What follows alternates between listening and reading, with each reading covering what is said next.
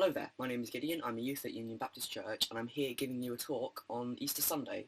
So obviously today is Easter Sunday and it only makes sense to do God's wonderful surprise, which is Jesus rising from the dead. Jesus' friends were sad. They would never see their best friend again.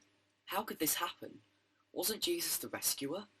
The King God had promised. It wasn't supposed to end like this. Yes, but whoever said anything about the end? Just before sunrise on the third day, God sent an earthquake, and an angel fell from heaven. When the guards saw the angel, they fell down with a fright.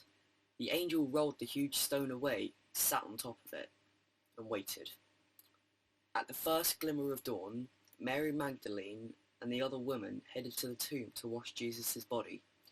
The early morning sun slanted through the ancient olive leaves, drops of dew glittering on the leaves and grasses. Little tears everywhere.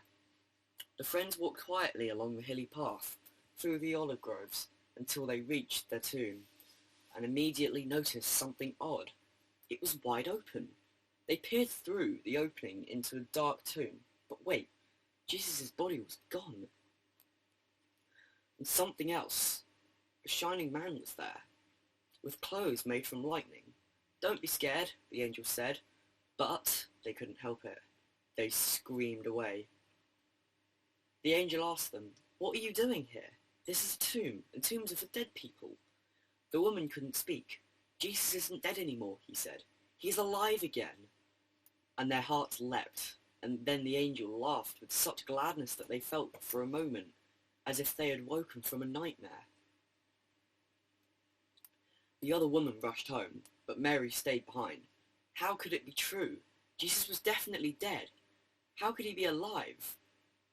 Just then, Mary heard someone else in the garden. Perhaps it's the gardener, she thought. He'll know where Jesus' body is. "I don't know where Jesus is," Mary said urgently. "I can't find him." But it was all right. Jesus knew where she was, and he had found her. "Mary!" Only one person said her name like that. She could hear her heart thumping. She turned around. She could just make out a figure. She shaded her eyes to see, and thought she was dreaming. But she wasn't dreaming. She was seeing Jesus. Mary fell to the ground. Sudden tears filled her eyes, and great sobs shook her whole body. All she wanted in that moment was to cling to Jesus and never let him go. "You'll be able to hold on to me later, Mary," Jesus said gently, "and always be close to me. But now, go and tell the others that I am alive." Mary ran and ran all the way to the city. She had never run so fast or far in all her life. She felt she could have run forever. She didn't even feel like her feet touched the ground.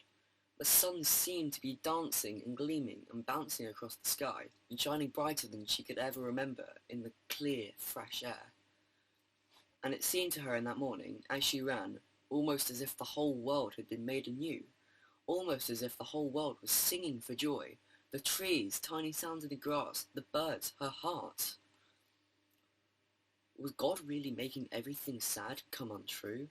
Was he making even death come untrue? She couldn't wait to tell Jesus' friends. "They won't believe it," she laughed. She was right, of course. And that's it. That's God's wonderful surprise. I hope you enjoyed it. I hope it wasn't too boring. This is the first talk I've ever done. And if you go into the website and scroll to the top, there are some links that you can click. There's some crafts you can do. There's some colouring sheets you can do. And that's it. I'll see you